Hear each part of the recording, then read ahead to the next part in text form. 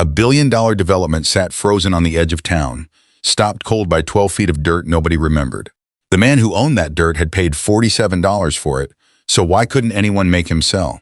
The call came at 6:52 in the morning, and the developer's lawyer was already shouting into his phone. The whole project was dead. One man, one strip of land, no way around it. His name was Roland Tate, and he had never lost a deal in his life. He was losing this one. $300 million of steel and glass, ready to break ground, and it all stopped at a line on a map.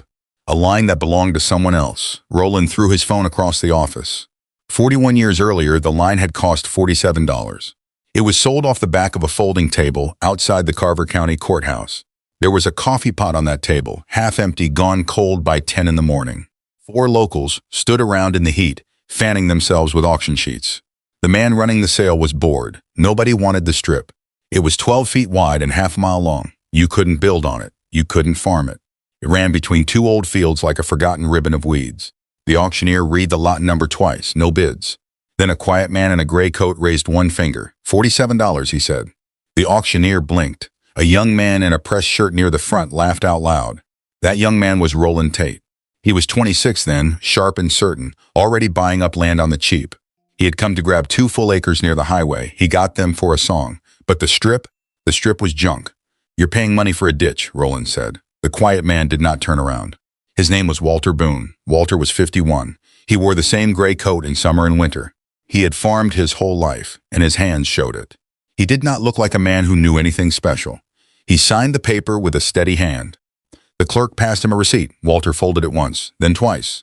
He slid it into the inside pocket of his coat and pressed his hand flat against it, the way a man checks for something that matters. Roland was already laughing with the men beside him. Look at him, Roland said. Bought himself a piece of nothing. The 4 locals chuckled along. It was easy to laugh with Roland. He had that way about him. Walter Boone never looked up. He walked to his truck. He set his hat on the seat. He drove the long way home, past the strip itself, slowing as he rolled by the half-mile of weeds and broken fence line. He did not see a ditch. He saw something else. At home, Eleanor Boone was hanging wash on the line. She watched her husband climb down from the truck slower than usual, thinking hard. You buy it? She asked. How much? $47. Eleanor smiled a little. She had been married to him for 29 years. She knew the difference between a man wasting money and a man spending it on purpose. This was the second kind. She didn't ask why, not yet. Inside, Walter took off his coat and hung it on the peg by the door. He reached into the pocket and pulled out the folded receipt. He smoothed it flat on the kitchen table. He looked at it for a long time. $47. Lot 14. A 12-foot strip running half a mile north to south between the old Hadley fields and the county road. Most men would have filed it away and forgotten it. Walter did not forget things. He went to the back room where he kept his papers. He pulled out a county map, old and soft at the folds. He laid it next to the receipt. He found the strip with his finger and traced it slowly from one end to the other. His finger stopped at the south end. He sat very still. Eleanor came in from the yard. She filled the kettle and set it on the stove. She glanced at the map, at the small line her husband was staring at like it was a face he recognized. You see something? She asked. Maybe, Walter said. That was all. The kettle began to tick as it warmed. Walter folded the map back up along its worn creases. He picked up the receipt one more time, turned it over in his rough fingers, and slid it back into his coat pocket. He patted the pocket once. Outside, the sun dropped low over the fields he did not own, and the strip he now did. Roland Tate drove home that evening pleased with himself. He had his 2 acres by the highway. He had a good laugh at the old man's expense. He told his wife about the fool who paid real money for a ribbon of weeds. By the next morning, Roland had forgotten Walter Boone entirely. Walter had not forgotten Roland. But it wasn't Roland he was thinking about as he sat alone at the kitchen table that night, long after Eleanor had gone to bed. The kettle had gone cold. The lamp threw a small circle of light over the old map and the folded paper. Walter knew something. He knew it the moment the auctioneer read the lot number. He'd known it for weeks, really, ever since a slow afternoon and a stack of old records had put a strange idea in his head. He knew exactly why that strip of land was worth more than every acre Roland Tate bought that day combined. He just wasn't going to say it, not to Roland, not to the men who laughed, not even to Eleanor. Not yet. Some things you hold close, some things you bury and wait on. Walter turned off the lamp. In the dark, he smiled just once, just a little. He was the person in Carver County who knew what was coming. And he had all the time in the world. Before this gets even crazier, do yourself a favor and tap that subscribe button, because the moment you find out what Walter saw on that old map, You'll understand why one quiet farmer outsmarted an entire empire. March 1984. A cold reading room in the back of the Carver County Library and one lamp burning over a stack of paper 3 inches thick. Walter Boone sat alone at the long table. He came on Tuesdays. The library was empty on Tuesdays. The clerk, a young woman named Pearl, learned to leave him be. He never asked for much. Old maps, county minutes, road records going back 50 years. Pearl thought he was a man with too much time. Walter knew he was a man with exactly enough. It had started small. Months before the auction, he'd been at the courthouse paying his own land tax when he overheard 2 clerks talking about a road that was never built. A highway bypass planned in 1961, drawn on paper, funded on paper, then killed when the money ran out. A road that existed only in records. Something about it stuck in Walter's mind like a burr. So he went looking. He started with the easy things. The county kept big bound books of meeting minutes, one for each year, the covers cracked and the pages gone yellow. Nobody had opened most of them in decades. The dust on the top edges was thick enough to write your name in. Walter wrote his name in it once, then wiped it away. He pulled the county road files one folder at a time. He read minutes from meetings held before some of the clerks were born. He copied things by hand into a small notebook because copies cost a dime and he was a careful man. He found the bypass plan from 1961. He found the vote to fund it in 1962. He found the vote to cancel it in 1964. And then he found the thing nobody else had bothered to read. The road was canceled. But the land set aside for it, the legal corridor, the official path the road was meant to follow, was never given back. Never dissolved. Never returned to the people who once owned it. On paper, the corridor was still alive. Walter sat back in the hard chair. He read it 3 times to be sure. When a county plans a road, it claims a strip of land to build on. That strip has rules. Special rights. The county controls what crosses it, what connects to it, who can build along its edge. The 1961 corridor ran straight through the south end of Carver County. It ran straight through Lot 14. Walter's 12-foot strip was not a ditch. It sat on top of the only legal road corridor the county ever drew through that stretch of land. And because the road was canceled, but the corridor was never closed. Whoever owned that strip controlled the one legal path anything could ever connect to out there. He closed the folder very gently, but he did not stop there. A careful man checks twice. The next Tuesday he came back. He pulled the old survey maps, the big ones, folded like bed sheets. He spread them across 2 tables pushed together. He found the corridor drawn in faded blue ink, a thin line marching down through the fields, the same line that matched his strip almost to the inch. He measured it with a ruler from Pearl's desk, 12 feet wide, the same 12 feet. Then he checked the deed records, just to be sure the county had never quietly handed the corridor rights to anyone else. They hadn't. The paperwork ended in 1964 and simply stopped like a sentence with no last word. A road that was never built, a corridor that never died, a strip of weeds nobody wanted. Walter Boone had wanted it. He drove home in the dark with the notebook on the seat beside him. He did not speed. He never did.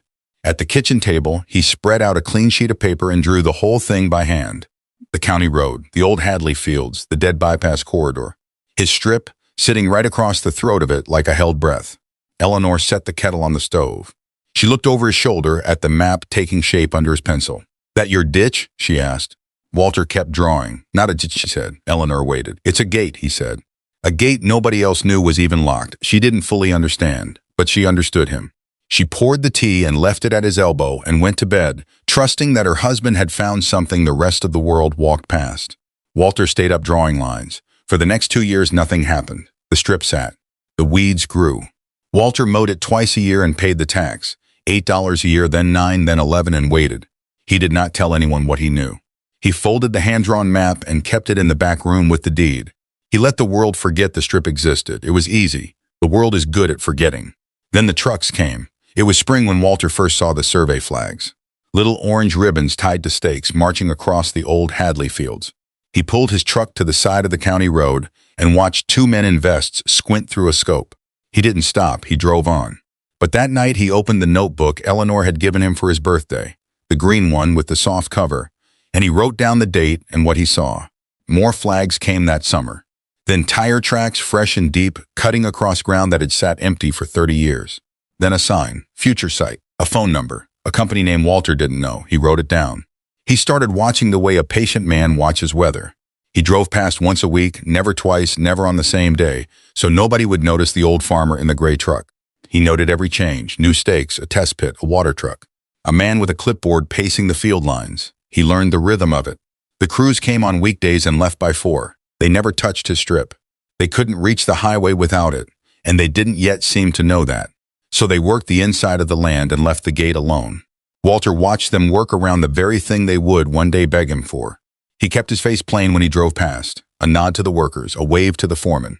An old farmer, harmless, going about his business. Nobody looked at him twice. Then he started reading the deed records again. The county recorder's office kept every land sale on file, open to anyone who asked. Most people never asked. Walter asked every month. He'd sit at the counter with the big books and run his finger down the columns of names, looking for the fields around his strip. The fields were being bought up, quietly, piece by piece, not by people, by companies with strange short names. Hadley Holdings, Cross Creek LLC, Tate Land Group.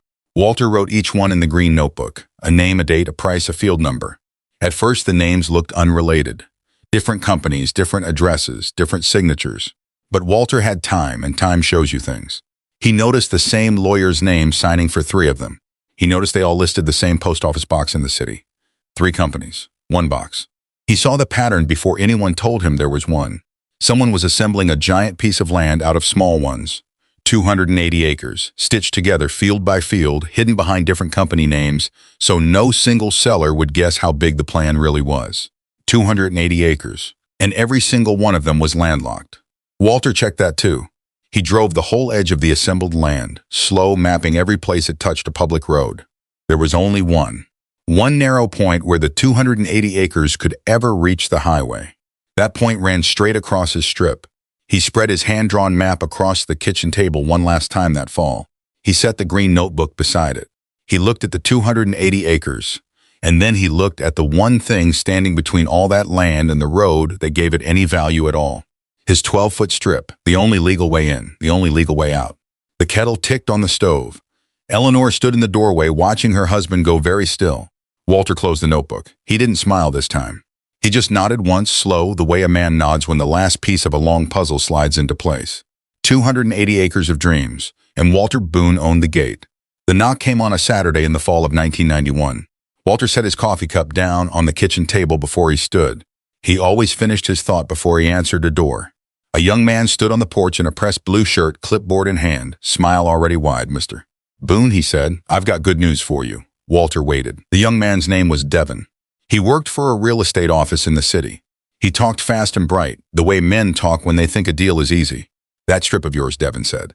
"The little one out by the old Hadley place. My client would love to take it off your hands." "How much?" Walter said. $12,000. Cash. For a piece of land you paid, what, $50 for? 47, Walter said. Devin laughed like that proved his point. "So, what do you say?" Walter looked at the strip in his mind, the road corridor under it, the 280 acres behind it. "No, thank you," he said. Devin's smile flickered. He pushed. He raised the number to 15. He talked about how the land would just sit there otherwise, growing weeds, costing tax money. He talked like he was doing Walter a favor. Walter shook his head once. "It's not for sale," he said. Devin left a card on the porch rail and drove off frowning. Walter went back inside and picked up his coffee. It had gone lukewarm. Eleanor was at the sink. "What do you want?" she asked. "The gate," Walter said. She nodded and kept washing dishes. Walter mowed the strip that fall, same as always. Twice a year, every year, spring and fall, whether anyone was watching or not. He paid the tax that spring, $14 now, and kept the receipt folded in his coat pocket with all the others. He cleared the little metal markers at each corner so no one could ever say he'd let the land go. He kept it alive on the books. That mattered. He knew it mattered more than anyone guessed. A year passed. Then the phone rang. This time it was the county. A man named Hollis from the planning office, voice smooth and official. "Mr. Boone, we're looking to acquire that parcel for public use. We're prepared to offer $40,000. That's generous," Walter said. "It is," Hollis agreed. "I'll have to say no," Walter said. A pause on the line. Hollis hadn't expected that. He explained that the county had ways to take land it needed. He used a long word for it and then explained the word, the way men do when they want you to feel small. Walter listened politely. He let the man finish. He'd known a call like this would come. $40,000 was more than the strip had earned him in 20 years of nothing. To most men, it would have sounded like a rescue. To Walter, it sounded like a man bidding low on something he didn't understand the value of yet. "You can try," Walter said, "but that corridor's still on your own books. The county never closed it. You'd be buying a fight with yourselves." Silence on the line. Hollis said he'd be in touch. He never called back.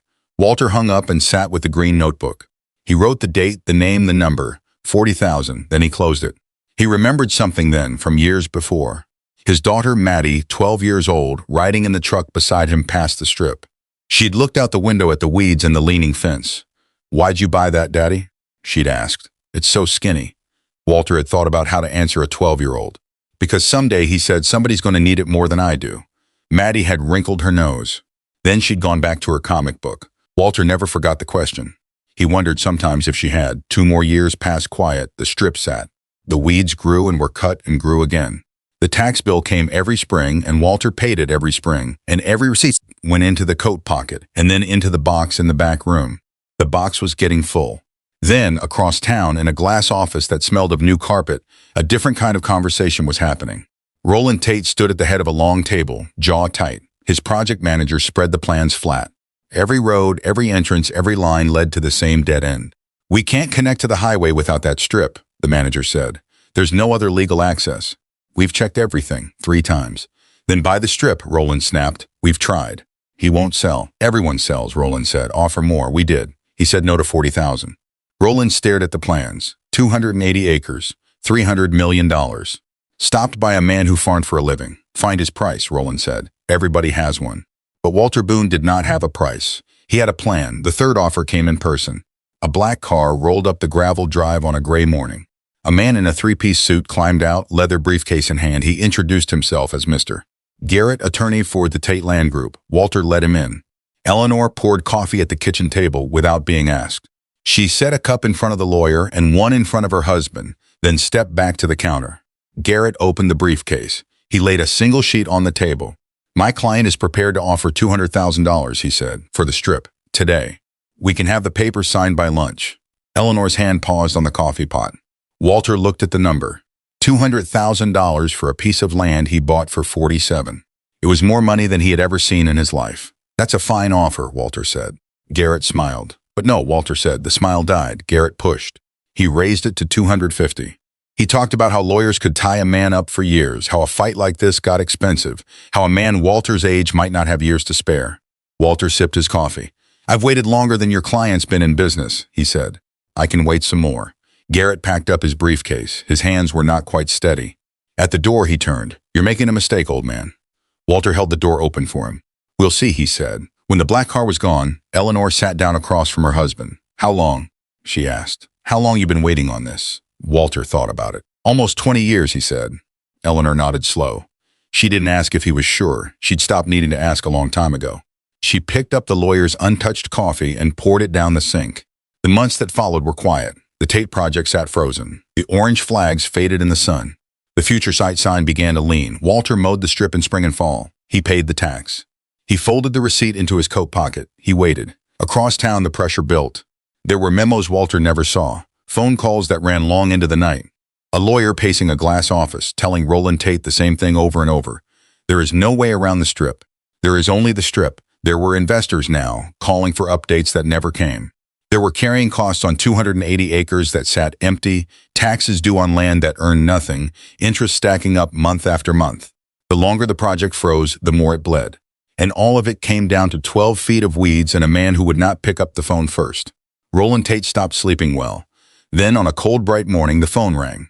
Walter was at the table with his coffee and his notebook. Eleanor was at the stove.